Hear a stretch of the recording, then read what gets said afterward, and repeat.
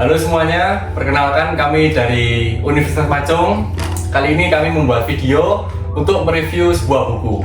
Sebelumnya saya akan perkenalan dulu, nama saya Tegar Antonio. Nama saya Nama saya Stefan Diwan. Nama saya Diki Marcelino. Nama saya Vincent Sugirosi. Oke, kami membuat video ini tujuannya untuk mereview sebuah buku ini ya.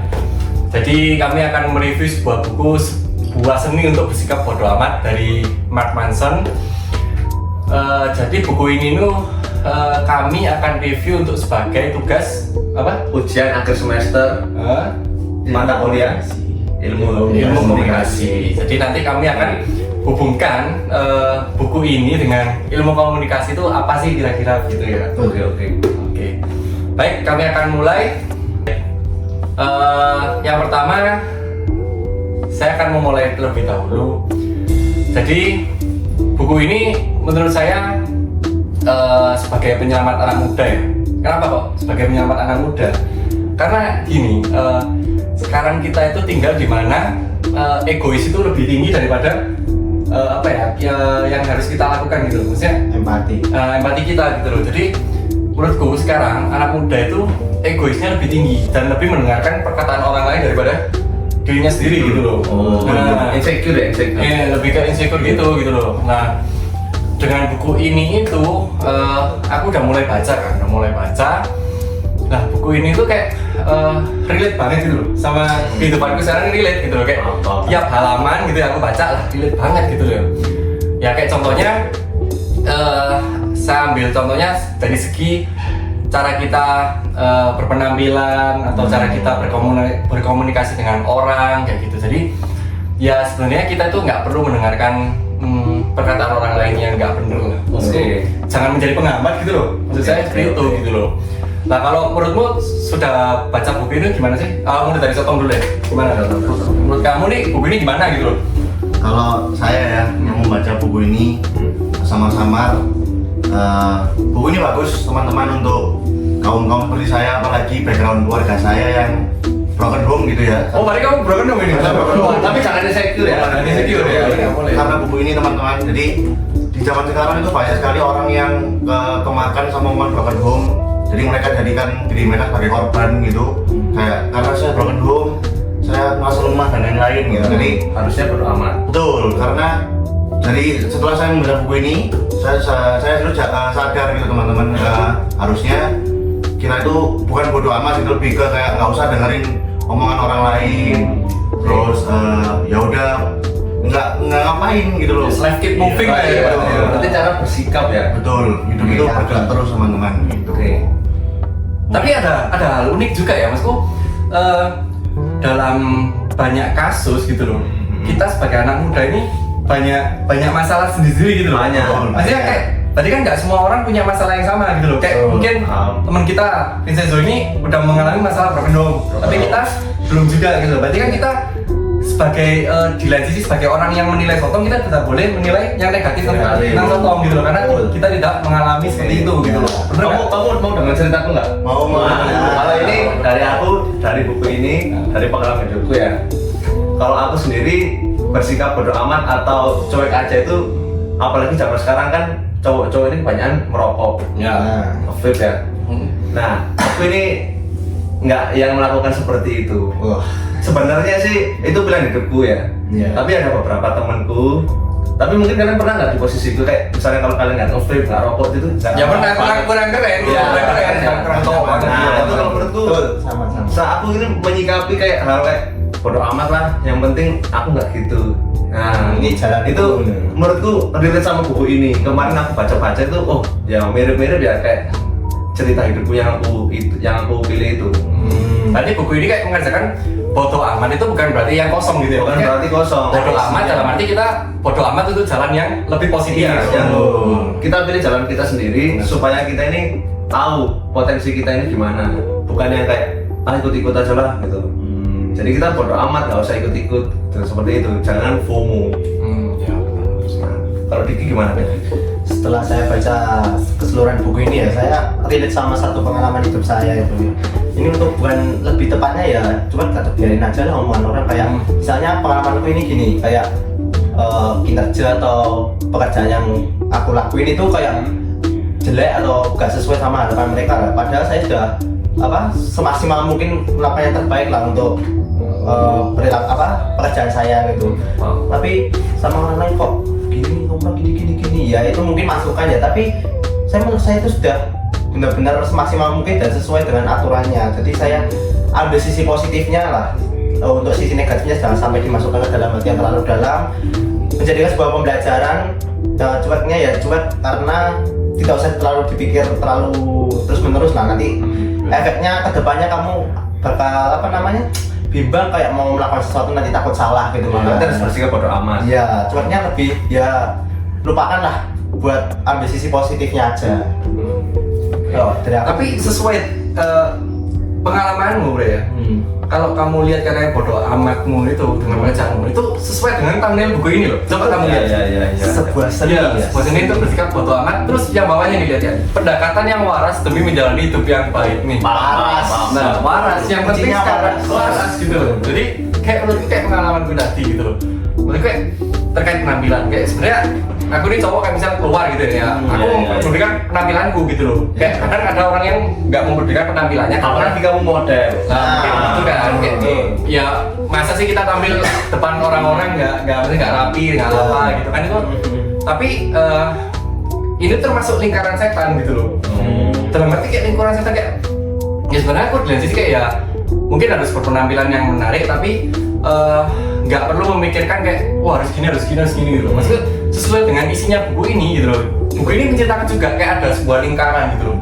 Jadi kayak kita tuh kadang terjebak di lingkaran setan itu. Lingkaran setan dalam arti kayak kita misal waktu kita ambil contoh pengalamanku nih ya. Waktu aku penampilan, misal aku penampilan yang seenggaknya penampilanku itu kayak casual gitu. Terus aku ke lingkungan yang penampilannya itu kayak mungkin nyentrik dan lain-lain. Warna-warni. Anak sekarang itu bilangnya kayak culture gitu kan.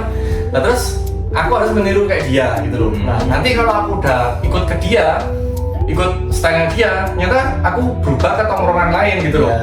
Dan itu pun nggak bakal selesai. Kayak lantainya terus bergerak gitu loh. Nah di dalam buku ini tuh ada dijelaskan semua. Jadi kayak apa masalah yang kamu hadapi sekarang ataupun mungkin yang kamu bimbangin sekarang itu ada loh. Sumpah ada di buku ini. Bagus. Sangat benar-benar relate ya teman-teman. Loh, buku ini terbaik lah buat kalian. Maksudnya ya jelas kalau kalian pengen pendekatan yang waras ya menurutku buku ini the best lah. Tapi dalam arti kayak kita mungkin harus apa ya? Kita harus berpikiran yang logis juga gitu. Maksudku semua buku kan pasti ada sisi yang orang nggak suka dan lain-lain. Kalau menurut kalian gimana nih? Soalnya kan buku ini kan ada seninya. Bodo amat tuh punya seni. Jadi kita bersikap kayak gak peduli sama orang. Jadi kayak gak peduli sama omongan orang, bukan sama orangnya.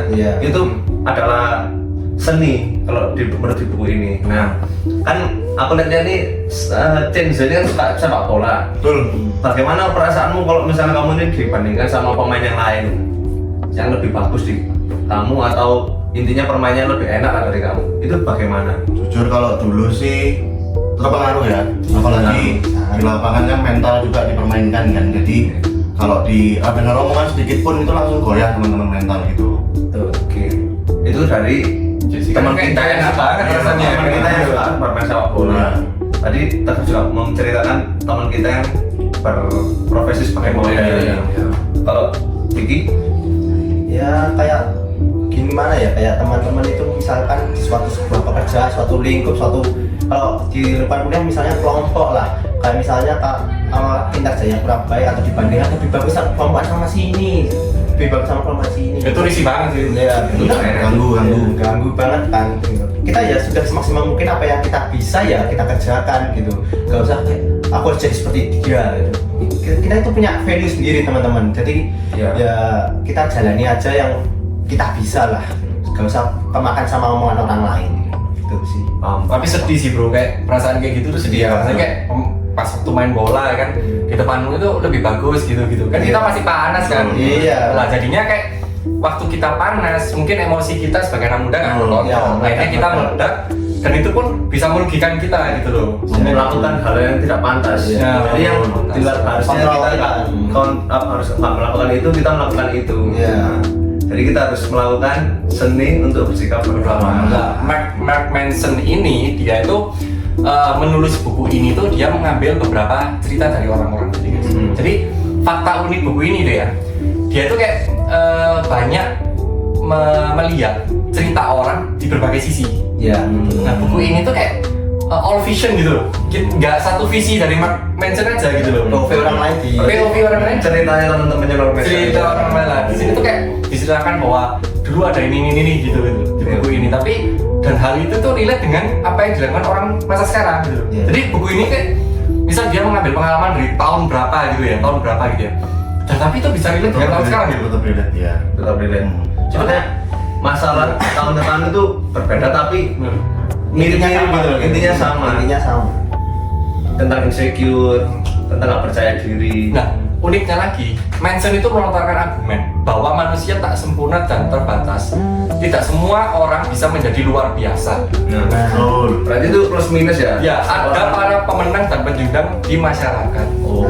Nah, jadi kayak para pemenang dan pecundang itu sebenarnya di mata orang lain kayak ya tidak ada nilainya karena tidak ada hubungannya dengan aku gitu loh. Iya. Masuk kan? Kayak gitu.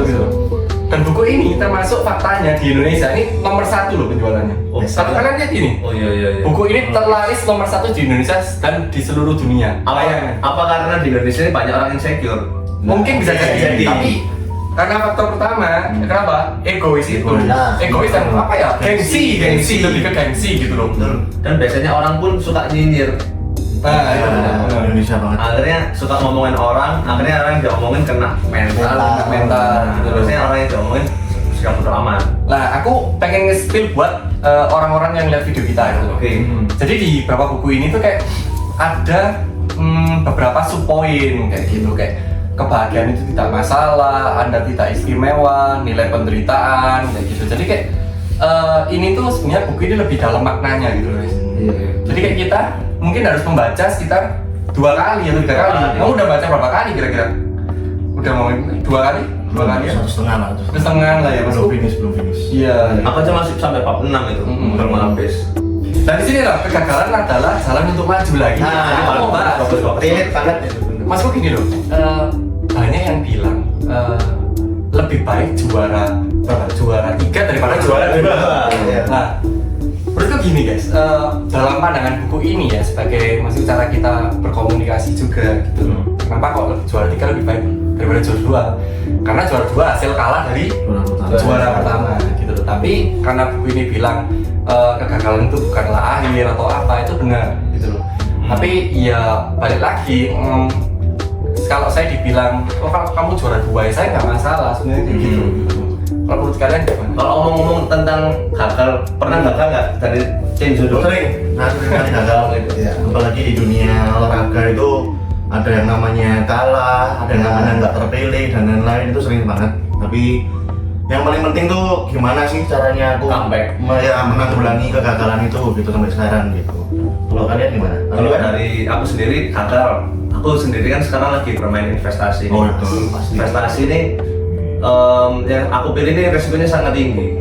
Nah, ya banget. Jadi aku banyak sekali membuang uangku dan secara nggak langsung itu buat pembelajaranku. Oh ya. Nah, aku berpikir positifnya untuk kedepannya, untuk pas aku udah di dunia kerja nih, aku jadi lebih baik lagi. Ya. Itu sih. Kalau dari gini, Kalau dari aku ya kayak kita itu menjadi sebuah kayak ada pembuktian lah, kayak dulu kita misalnya kayak di pojokan atau di ya kamu itu juga gak pantas kamu masuk kelompokku gitu kan.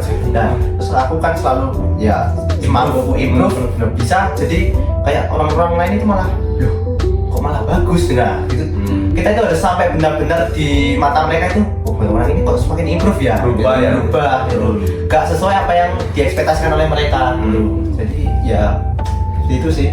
bisa dibilang underdog ya. Yang awalnya diremehkan, lalu menjadi yang Ya, teratas. betul. Oke. Kalau dari cerita, Jadi kalau dari ceritaku itu tentang kegagalan ya. Ya kegagalan itu sebenarnya aku tuh orangnya pengen menang terus, menang. siapa sih mau kalah? Nggak ada lah. maksudku, tapi kalau aku pengen menang terus gitu loh, sebenarnya tuh nggak ada proses gitu, nggak ada progres kalau menurut saya gitu. Jadi kayak semua manusia, semua player hebat, kayak contohnya player bola lah, Iya. Ronaldo pasti pernah kalah, Pasti. yang Messi kalah, gitu loh. Jadi kalau menurutku kegagalan itu mestinya harus diterima semua orang, Iya. Oke. walaupun ada pemain hebat itu pun pasti gagal gitu loh. Apalagi kita manusia biasa gitu loh, maksudnya kita ini maksudnya bukan di strata yang kayak gitu loh. Kayak kita tuh harus menerima banget gitu loh, kayak gitu sih. Jadi buku ini tuh menurut saya itu relate banget lah gitu loh. Mark Manson pun mengatakan juga bahwa dalam hidup ini kita hanya punya kepedulian dalam jumlah yang terbatas. Makanya Anda harus bijaksana dalam menentukan kepedulian Anda. Jadi kayak kita hubungan dengan apa ya, cara kita berkomunikasi gitu loh. Maksudnya kayak kita tuh ya harus peduli dengan sesama, Ya, betul. komunikasi kita gitu loh.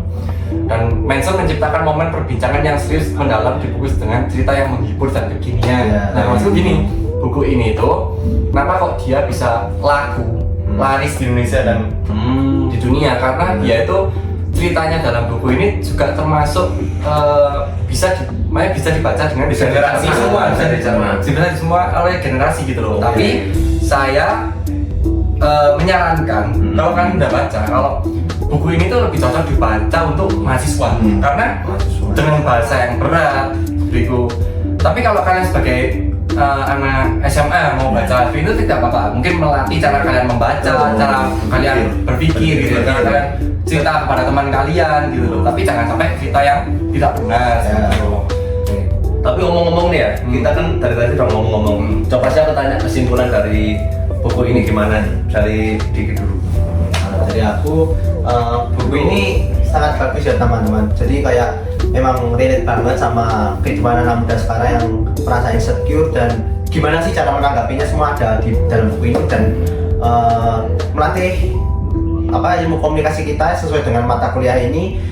Gimana sih cara menyikapinya semua dengan bahasa yang baik juga teman-teman. Gitu menurut saya gitu. Kalau dari saya kesimpulannya, kita dalam hidup ini pasti kan banyak masalah, banyak tantangan yang kita harus hadapi. Kita harus pandai-pandai untuk menyikapi hal itu. Nah, buku ini banyak membantu saya dan teman-teman untuk belajar menyikapi semua hal yang ada di kehidupan kita. Oke. Kalau aku nih ya, aku bakal hubungin dengan cara kita berkomunikasi dengan sesama teman kita. Maksudku dalam buku ini tuh kita kayak ya kita jangan takut untuk berkomunikasi dengan orang lain gitu loh. Maksudku kayak kamu nggak bakal salah kok kalau kamu itu berani mencoba gitu loh. Maksudku ya nggak apa-apa, kalian salah itu harus diterima sesuai dengan buku ini gitu. Jadi kayak kita tuh cara kita berkomunikasi itu ya lebih baik kita pastikan melihat dulu situasi dan juga kesopanan di lingkungan kan gitu menurut kita. Tapi kita harus berani berkomunikasi karena itu termasuk meningkatkan nilai kita gitu loh. Tapi tidak jauh dengan buku ini gitu loh. Maksudnya kita tetap ya bersikap bodo amat aja kalau kita salah penyampaian. Kayak kita cerita tadi kan, itu kan pandangan kita gitu loh. Kalau menurut gimana bro? Terakhir. Kesimpulan terakhir, balik lagi ke poin tadi, saya kan nyampein poin ke Broken Home tadi ya. Untuk teman-teman Broken Home, buku ini sangat bagus ya, karena isinya itu ya tentang ya pokoknya intinya we move lah. Sebagai manusia kita harus tetap berproses aja gitu, walaupun nggak ada orang tua, nggak ada uang dan lain-lain di secara sana sini ya kita harus tetap bergerak gitu supaya bisa menjalani hidup yang lebih baik gitu teman-teman. Yang lebih waras contohnya Yang waras gitu. Waras. Oke. Jadi ya begitu aja ya. Kesimpulan kita tepuk tangan dulu. Oke, ini ya bukunya ya. Aku tunjukin ya, Pak. Keren nih. Kalian harus bacain sih kalau bagus. Oke, sekian dari kita. Terima kasih. Terima kasih.